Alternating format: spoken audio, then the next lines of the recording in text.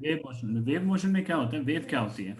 देखिए, जब भी वेव की बात आती है तो वेव फॉर्म कैसे होती है, ठीक है ना? तो वेव का फॉर्मेशन कैसे होता है, पहले हमें सबसे पहले ये देखना है। तो वेव है क्या? जैसे अगर हमारे पास में हम सीधा सा है कि अगर ये सपोज करो वाटर है यहाँ पर, ठीक है ना, इस तरह से। अब इसमें अगर आप जो है एक स्टोन अगर आप थ्रो करें तो कुछ इस तरह से रिपल्स बनते हैं, ऐसे।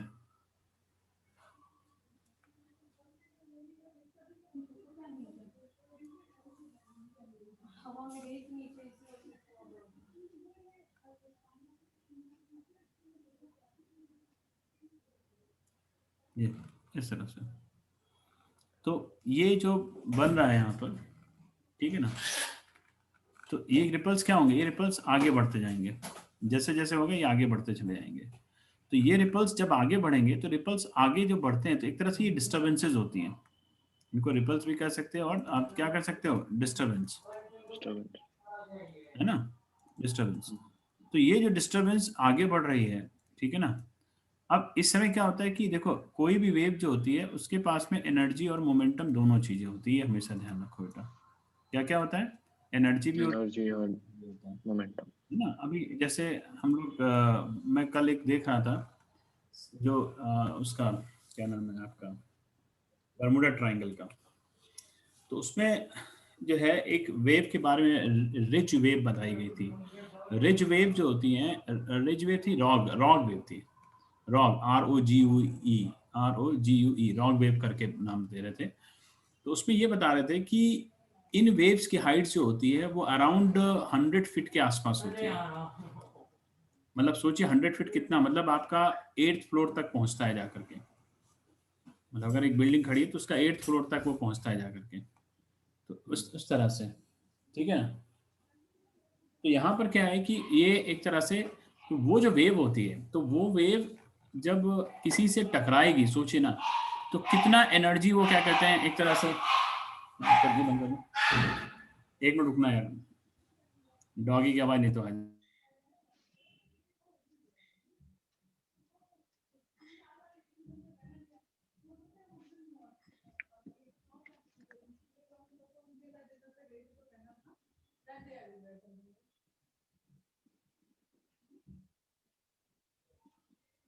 वो जो वेव थी वो अराउंड, अब सोचो अगर किसी से भी टकराएगी तो वो एक तरह से कितनी एनर्जी लेकर के जाएगी, जानते हो। इसमें एक आया था कि 19 इसमें नहीं 19 नहीं 1920 में एक शिप था, उसके 2 टुकड़े होकर के बीच से टूट गया था वो। तो उसी पर रिसर्च की जा रही थी वो, और वो वहीं पर ही था, क्या नाम है, बर्मुडा ट्रायंगल के पास की बात थी। तो उसको जब पूरा उसका बारे में निकाला गया रिजल्ट कि ऐसा कैसे हुआ था, तो उसमें ये देखा गया कि जो वेव जो 100 फुट की थी, अब जैसे सपोज करो कि अगर शिप ये चल रहा है, ये लेवल, और शिप यहाँ पर है, ये शिप है। तो ये अगर शिप था तो अगर एकदम से जब वेव बनी और ये कुछ इस तरह से बनी ऐसे, तो उसने क्या किया, 20 से 2 टुकड़े कर दिए थे शिप के, पता है। कभी देखना, आपको उसमें दिखाएंगे कि 1920 में जो शिप का जो हुआ था, 2 टुकड़े इतने शार्प टुकड़े हुए थे इसके कि कोई कह नहीं सकता है कि इसको जैसे आरी से ना काटा गया हो। तो ये हुआ कैसे था वहां पर, तो ये यही हुआ था, ये रॉक वेव बनी थी। एंड दिस इज अराउंड, और ये बहुत ही, मतलब जैसे कहते हैं ना कि कहीं 3000 4000 जो वेव्स आती हैं तो उसमें कहीं एक वेव आती है, ये जो 100 फीट के आसपास आती है। तो ये अब सोचो ना कि अगर किसी से टकराएगी तो कितनी एनर्जी देगी, आप सोच नहीं सकते कितना एनर्जी दिया। आप देखो ना कितना एनर्जी दिया कि आपको शिप तक तोड़ दिया, छोटे छोटे शिप को मेरा तो। कब था, 1920? हाँ 1920 में था। तो और कितने शिप तो पता नहीं टूट करके अलग ऐसे बह के चले जाएंगे तो ये जो सारी चीजें थी, तो ये एक तरह से तो वही कहा गया कि जो वेव होता है ना, अब छोटी छोटी वेव, अब आप, अगर मैं कहता हूं कि जैसे आप सी के पास खड़े हो, तो वहां भी जब वो टकराती है आकर के करीब 10-15 फुट, तो बहुत मामूली बात होता है ऊपर आना। 10-15 फुट 20 फुट तो वेव आराम से ऊपर आ जाती है उछल करके। तो कितना एनर्जी कैरी करती है, कितना मोमेंटम कैरी करती है कोई भी वेव। ठीक है, अब वो चाहे लाइट वेव हो, चाहे वो वाटर वेव हो, चाहे कोई हो, तो हर एक के पास में एक तरह से एनर्जी और मोमेंटम तो होता ही होता है। तो वेव हमेशा फॉर्म होती है डिस्टरबेंस से, जब तक डिस्टरबेंस नहीं होगा तब तक वेव नहीं फॉर्मेशन होगा, है ना। तो वेव का फॉर्म, मुकुंद जी कहाँ है आज? सर यहीं पे हूँ। अच्छा, ओके। उनका लग रहा है आज बहुत शांत शांत से। ना ना सर, मस्त है बिल्कुल हम। कॉपी मिल गई तुम्हारी? क्या मिल गई? आंसर शीट मिल गई, नंबर मार्क्स मिल गए? सर पता नहीं क्या ही कर रहे हैं सर। दे नहीं रहे? चलो कोई नहीं, मिल ही जाएगा। तो लिखिए इसमें, तो वेव क्या है? The wave is the disturbance that propagates, wave is a disturbance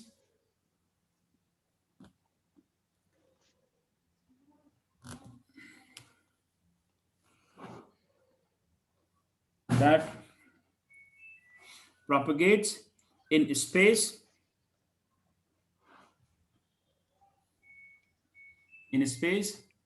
transports energy and momentum. Sir एक सेकंड वापस बोलोगे, मैं थोड़ा Wave is a मीटिंग में। disturbance that propagates, wave is a disturbance. disturbance that propagates in space,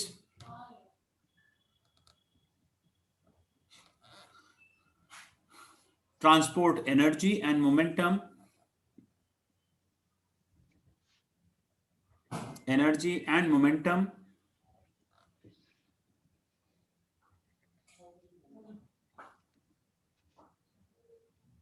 from one point to another,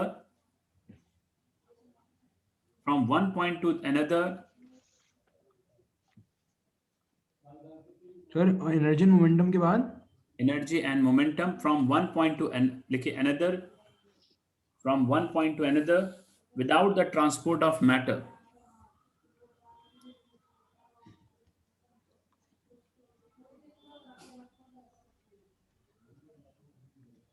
ठीक है, तो wave formation के लिए रिक्वायर क्या होता है, सबसे पहले ये भी देखना हमने। तो फॉर वेव फॉर्मेशन अगर मैं बात करूंगा तो फॉर अ वेव लिखो, for wave formation we need 4 basic factors, ठीक है ना। मिला क्या? 19 ट्रांसपोर्ट ऑफ मैटर था ना? है? जी सर, मिला मिला। मिल गया? क्या है? हाँ, वो तो गूगल पे ही सर्च किया ना। हाँ, क्या 1921।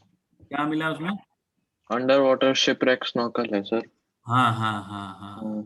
वही बस मतलब फोटो ही है। चलो मुझे सर ये, ट्रांसपोर्ट ऑफ मैटर था ना एंड में? हाँ, ट्रांसपोर्ट ऑफ मैटर। हाँ जी, अब अगली हेडिंग क्या है? हाँ, तो अब वेव क्या है? वेव जो है वेव फॉर्मेशन के लिए, फॉर वेव फॉर्मेशन, ठीक है, four factors are, four factors are, ठीक है ना, रिस्पॉन्सिबल। कौन कौन से? मुझे ये अच्छा लगता है कि मुझे ईयर याद था। ठीक है, हाँ हाँ, four factors are responsible. First होता है बेटा इनर्शिया, फर्स्ट होता है इनर्शिया। आप जरा सोचिए थोड़ी देर के लिए, अगर पानी में आप पत्थर फेंकते हो क्या होगा? यही रिपल बनेंगे। जब जब मतलब पानी में नहीं, अब आपने सोचना है रिपल्स तो बनेंगे, वो तो बात की बात है। होगा क्या? पहले जैसे ही आप पानी में पत्थर डालोगे तो सबसे पहले क्या होगा? सबसे पहले वो वाटर सरफेस पे जब जाएगा, हिट करेगा, तो वो डिस्टर्ब कर देगा पानी के फ्लो एनर्जी को। देगा उसको, देगा कि नहीं हाँ देगा उसको? हाँ जी। ठीक हाँ है। जी। और उसके बाद जब एनर्जी देगा, एनर्जी देने के बाद क्या होगा? वो वाटर जो है वो एक तरह से मूव करेगा, ठीक है ना, ऐसे करके, यूं जाएगा नहीं जाएगा? तो वाटर इस तरह हाँ से, जी।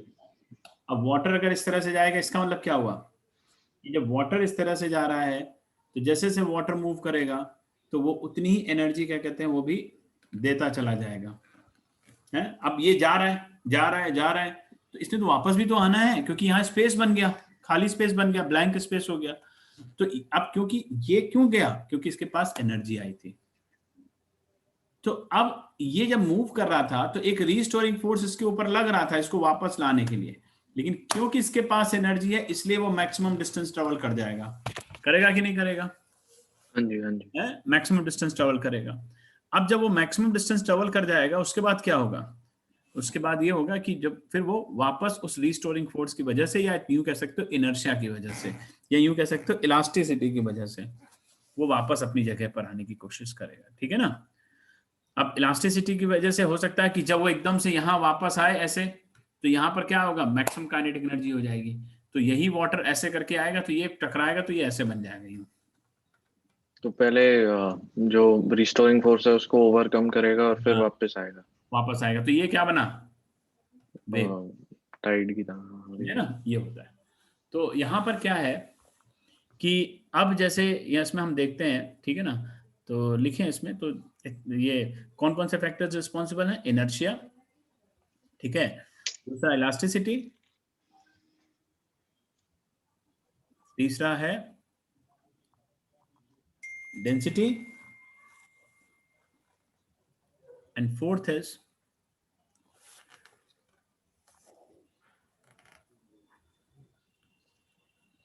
डैम्पिंग फोर्सेस कह लीजिए।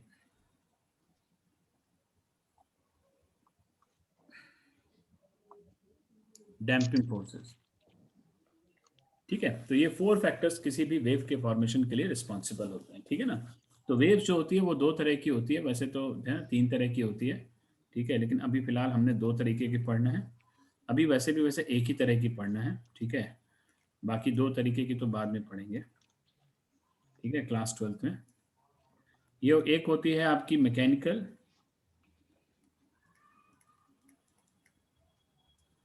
दूसरी होती है नॉन मैकेनिकल,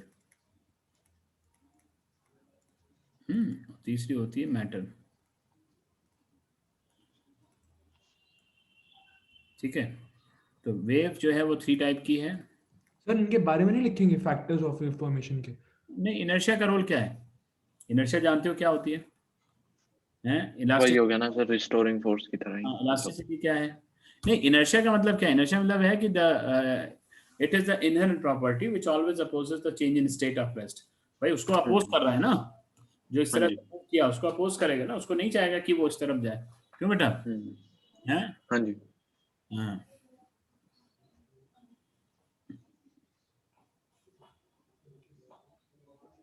ठीक है। तो मैकेनिकल होता है जिसमें हम मीडियम इज रिक्वायर्ड,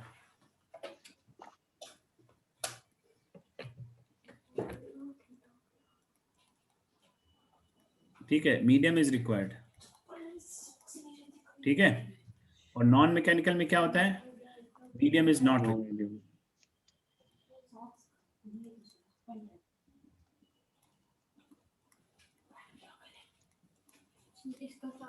ये आपका प्रैक्टिकल नेचर होता है एक तरह से, इसको हम बाद में पढ़ेंगे, जब क्लास 12th में आएंगे तब उसके बारे में पढ़ेंगे।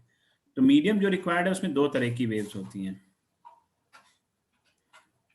ठीक है, एक होती है ट्रांसवर्स, ठीक है, और दूसरी होती है लॉन्गिट्यूडनल।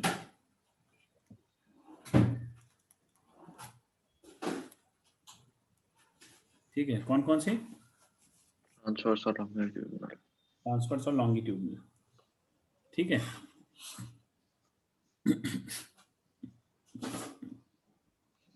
ट्रांसवर्स क्या होता है, ठीक है, लिखो। सर एक सेकंड।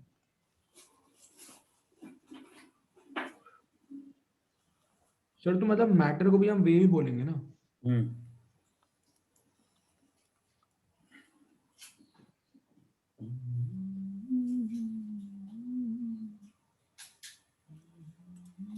इलेक्ट्रोमैग्नेटिक वेव हो गया ना?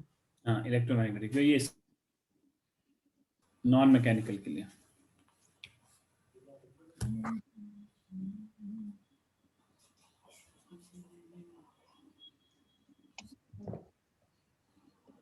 जी सर, ट्रांसवर्स का क्या लिखना है? तो ट्रांसवर्स क्या होती है, देखो,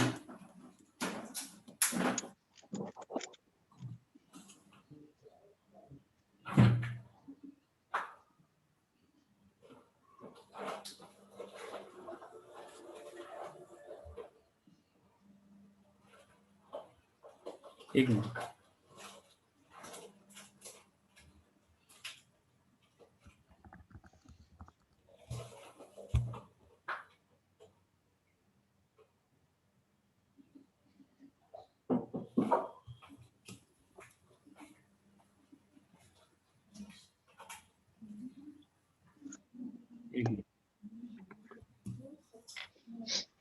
देखो ट्रांसवर्स, ट्रांसवर्स में क्या होता है कि जैसे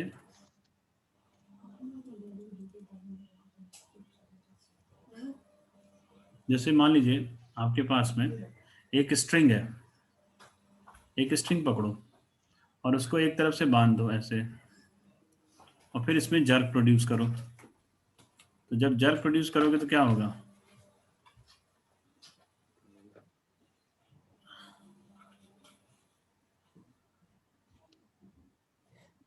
चलेगी ना कुछ इस तरह से, क्यों भाई? हैं? इस तरह चलेगी नहीं चलेगी ऐसे? हाँ जी। तो इसमें क्या होता है देखो,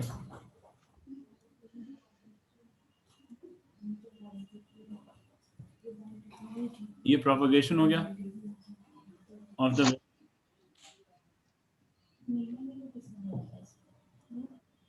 ठीक है, प्रोपगेशन ऑफ द वेव हो गया। और ये होते हैं पार्टिकल, जैसे जैसे ये पार्टिकल है, तो ये पार्टिकल ऐसे ऐसे ऑसिलेट करते हैं, ऐसे ऐसे।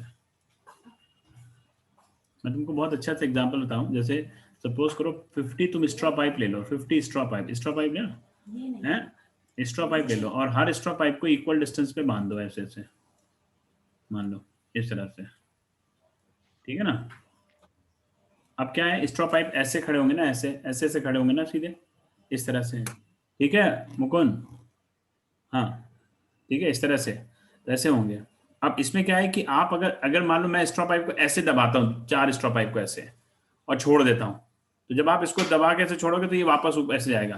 तो आप देखोगे अब जो नेक्स्ट 4 होंगे ना वो ऐसे, अगर ये वाला ऐसे दबा है तो ये ऐसे होगा पीछे की तरफ, तो ये इस तरह से ऑसिलेट करेंगे ऐसे ऐसे ऐसे ऐसे, तो पूरा ही वेव बनेगा, आप अगर ध्यान से देखना इसमें, ठीक है।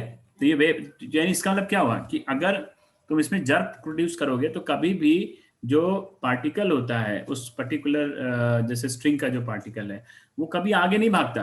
अब आप सोचो ना थोड़ी देर के लिए, जैसे एक लंबी क्यू में लगे हो तुम, हैं, अब तुम बहुत लंबी क्यू लगी है, अब पीछे से किसी ने धक्का दे दिया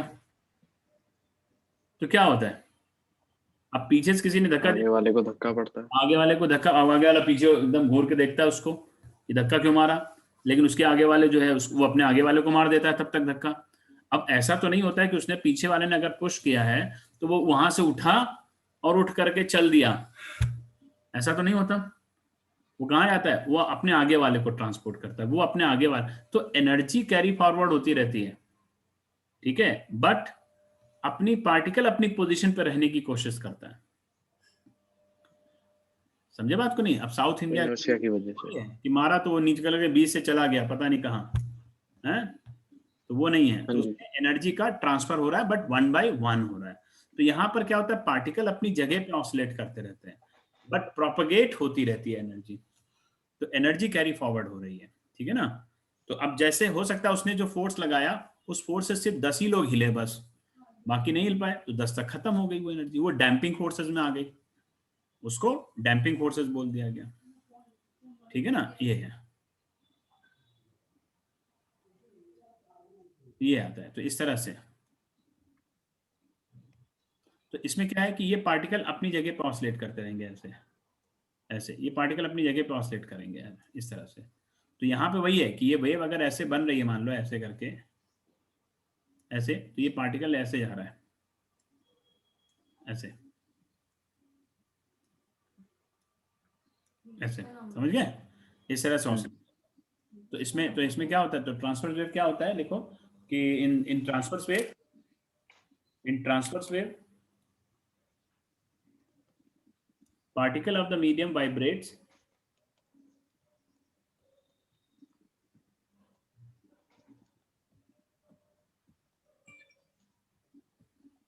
particle of the medium vibrates perpendicular to the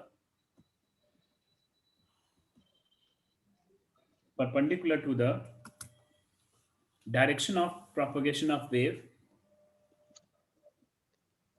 Sir, in transverse waves, particles of medium.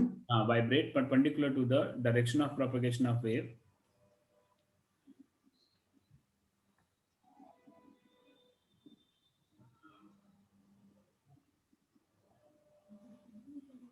Perpendicular to the direction of propagation of wave, ठीक है।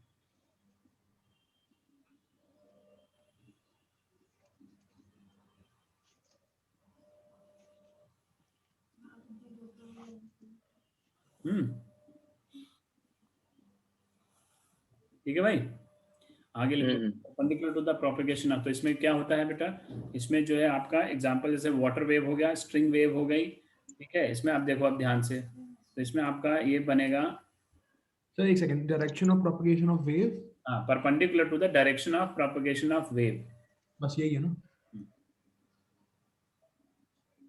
एक मिनट सर, ऊपर वाला फिगर ये बनाओ, छोड़ो फिगर्स तो ये बनाओ, ये बनाओ जो बना रहा हूँ, सेम सेम बनाना बेटा, सारे सेम होने चाहिए, ठीक है। हमारे में तो ये पेन थोड़ा हिल जाता है तो फिर थोड़ा सा खराब हो जाता है।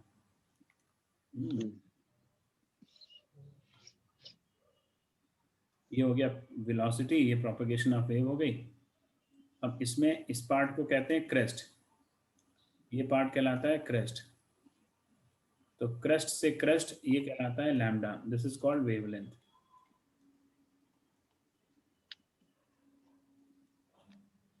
ये ट्रफ, ये ट्रफ, ट्रफ टू ट्रफ ये कहलाता है, ये भी वेवलेंथ।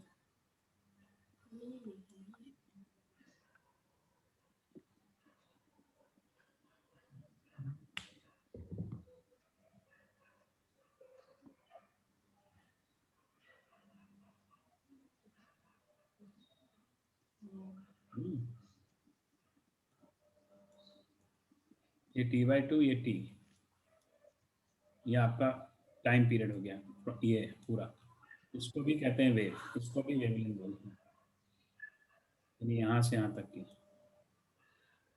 ठीक है। This is also called lambda.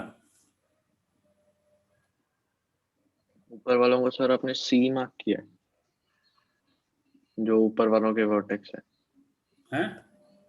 जो हाँ ऊपर वाले का सर वर्टेक्स है, हाँ, सी सी, ये उसको सी। हाँ, दिस इज कॉल्ड क्रेस्ट, अच्छा अच्छा। This is called crest. Hmm. तो v इसीलिए आता है, v is equal to lambda by t, distance upon time. तो या इसको हम लिखते हैं एफ लैम्डा, ठीक है।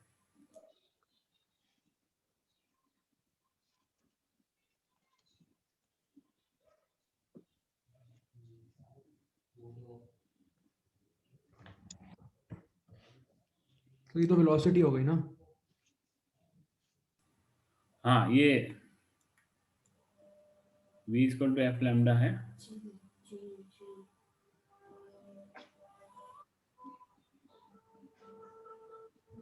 ठीक है।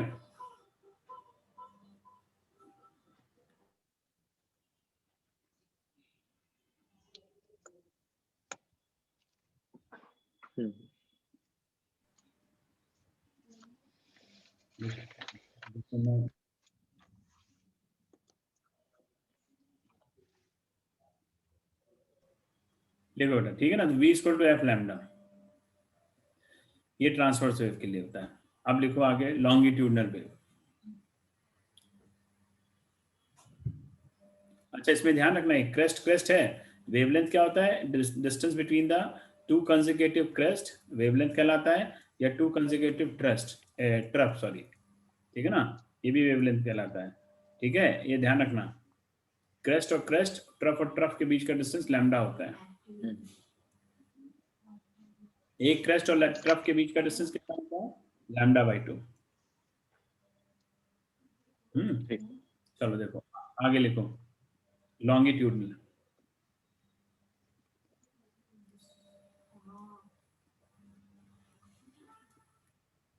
लॉन्गिट्यूडनल वेव, इसमें क्या होता है, इसमें एक तरह से आप एक स्प्रिंग को लो, जैसे ये स्प्रिंग है, ये मान लो नेचुरल है इसका, ठीक है ना, ये इसका नेचुरल लेंथ है, ये इस तरह से, अभी नेचुरल लेंथ है इसको, ठीक है। अब हमने क्या किया, इसको खींच करके छोड़ दिया,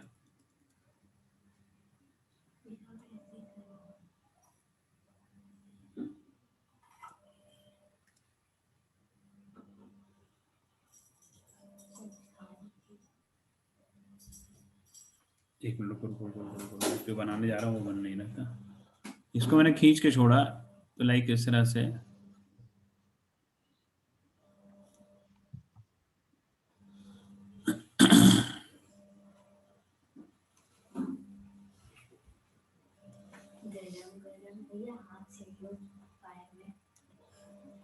ये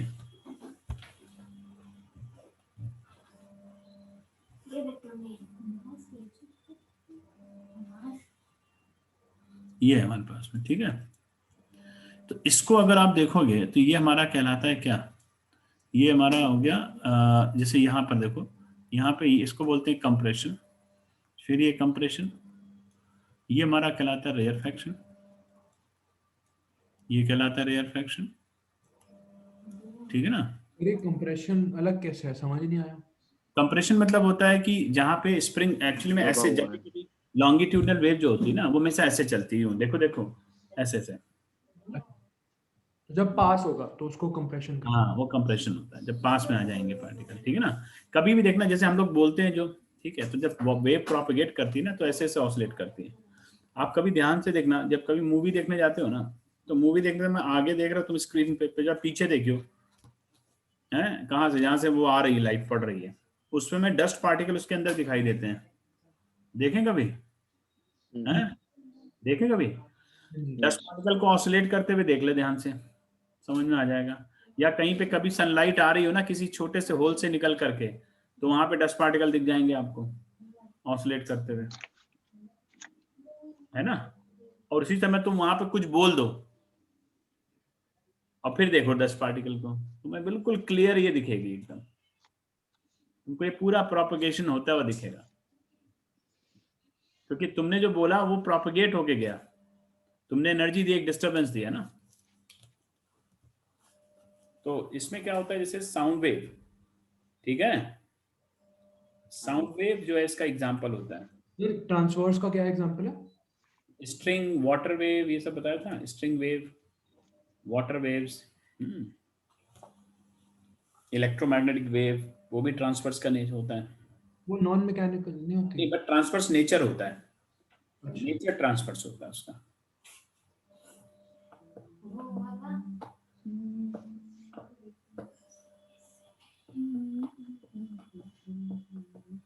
ठीक है, अब एक काम करो, लिखो, एक second sir.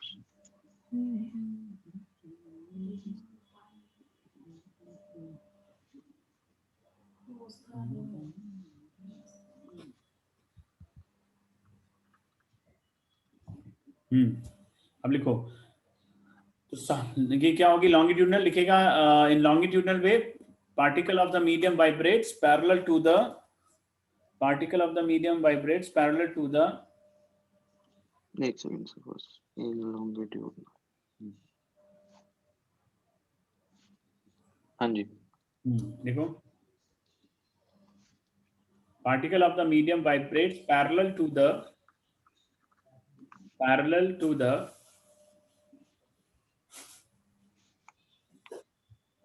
direction of propagation of wave,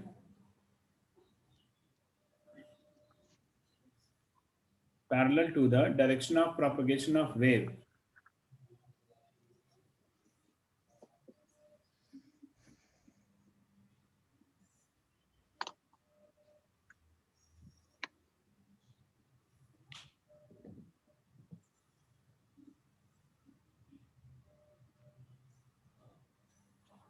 ठीक है, parallel to the direction of propagation of wave, ठीक है बेटा। चलो लिखो, अब आगे लिखो इसमें, तो इसमें भी कंप्रेशन रेयर फ्रैक्शन होता है, compression compression lambda, rarefaction lambda, compression rarefaction lambda by 2, ठीक है ना, सीधे सीधे। अब हेडिंग डालो, लिखो velocity of transverse wave in, लिखो velocity of transverse wave, velocity of transverse wave कितनी होती है, वेलोसिटी ऑफ ट्रांसवर्स वेव, ठीक है। वेलोसिटी ऑफ ट्रांसवर्स वेव जो होता है, अगर हम, तो इसका जो है velocity of transverse wave, that depends on the tension in the string A, T, और mass per unit length mu पे डिपेंड करता है, ठीक है, इस पे डिपेंड करता है। बताइए ना जरा, ए बी कितना आया, जल्दी से बताओ, म्यू मास पर यूनिट लेंथ है, बताओ, तुम भूल तो नहीं गए? म्यू क्या होता है? मास पर यूनिट लेंथ। मास पर यूनिट। बोल तो नहीं गए? ना सर, ये तो इसमें क्या है? बताओ क्या जल्दी से। सर एक चैप्टर जो है जिसको लगता है कि रिवीजन करने की जरूरत नहीं है क्योंकि वो हर जगह यूज रिवीजन कर देता है ना, इसलिए। वही।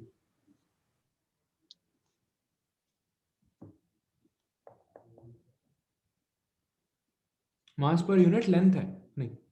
हाँ हाँ हाँ हाँ हाँ हाँ।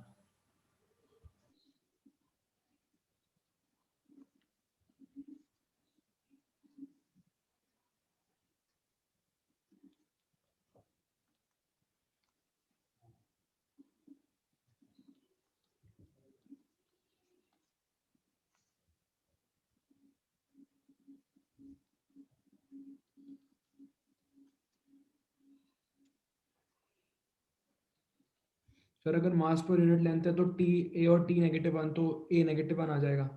ये क्या रहा है? T1 आ रहा है। नहीं, B L ध्यान एक से ध्यान सेकंड से। L0 वो टेंशन है, टेंशन टेंशन है, याद रखना। टेंशन बोला ना। हाँ, तुम लोग गलत करके टाइम लगा दिया तुम लोगों ने बेटा। हाँ? तो सोच ही मैंने शायद सुना ही नहीं की टेंशन। हाँ, टी टेंशन है बेटा।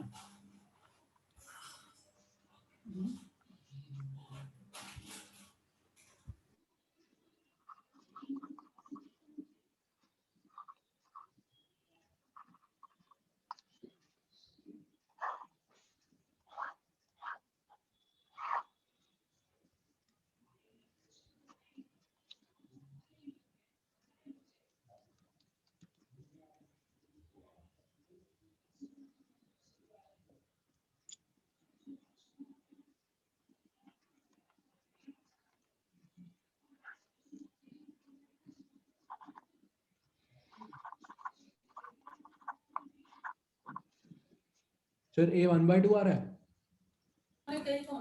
यस। और बी नेगेटिव 3/2। नेगेटिव 3/2। नहीं, नेगेटिव 1/2। हाँ हाँ हाँ, ठीक है ठीक है, वो मैंने प्लस कर दिया था, ठीक है ठीक है, समझ गया। तो वी आ गया के है ना, ए और हाफ बाय बी, और T mu by. Minus half.